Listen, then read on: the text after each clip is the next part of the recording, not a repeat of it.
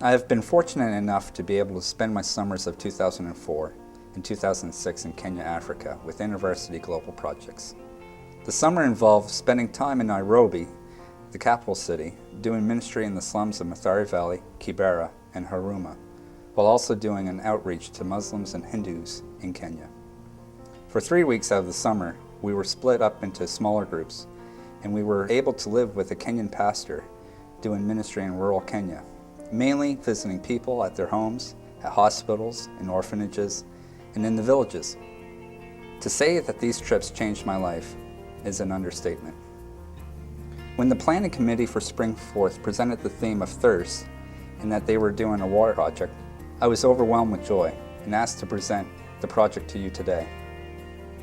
The pictures that you are seeing may not be the specific area in which we will be helping through this project, but believe me that these people and these kids represent a large percent of people in Kenya without clean water.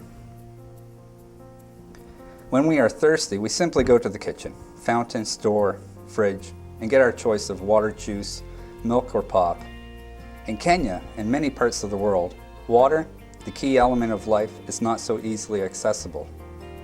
In Kenya, if you are fortunate enough to have running water in your house, you are seen as a well-to-do family. Even then, many times the water would be turned off in the town so that it could conserve for drier times. The most popular choice for water is to have a water tank or some form of water container that could collect rainwater from off the rooftop and could be stored. What about rivers and streams, you might ask? Sure, this is one of the primary sources of water that Kenyans would have. You would have to often travel great distances to get such a limited source of water. In the picture you're seeing, these kids are rolling a barrel of water almost 2 kilometers back to their school for water that day. What you don't see is that to plug the hole, they had to use plastic bags, which would often come out spilling much of the water onto the ground. Now, if they did have a water tank with rainwater, or better yet, if they could draw water from a well, they would not only have more water, but it would be cleaner. Plus, they would have more time for learning each day. Let's go back to the river situation. People use rivers for many different reasons: to gather drinking water, to wash their clothes, and to water their animals. The problem, though, is often rivers and streams get polluted with feces, germs, garbage, and diseases. Let me take you to Mathare Valley slum in Nairobi, Kenya. You might be asking yourself, what is a slum? Well, imagine 500,000 people living in a small area with no running water in their houses.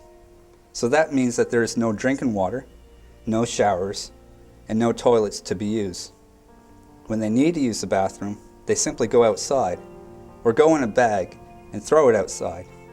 Oh, and there are no garbage men who take away garbage like we have here. This often creates smaller streams of human waste flowing down towards the Mathare River. When it rains, it usually rains very hard. Whole houses can be washed away by the rainwater, mixed with sewage, mixed with all the garbage, and it all ends up in the river. I wish I could say that Mathare Valley slum is the only slum along the rivers of Kenya, but truth be told, almost all of the slums are connected to a river. People go there because of their need for water to survive, but only end up polluting the river beyond repair. Now, think about this. That river flows into another river, and that river into another, and so on, until it is the river that these kids are drinking from. I hope this helps you see the need for clean water.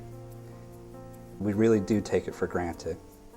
The little bit that you can give really does help.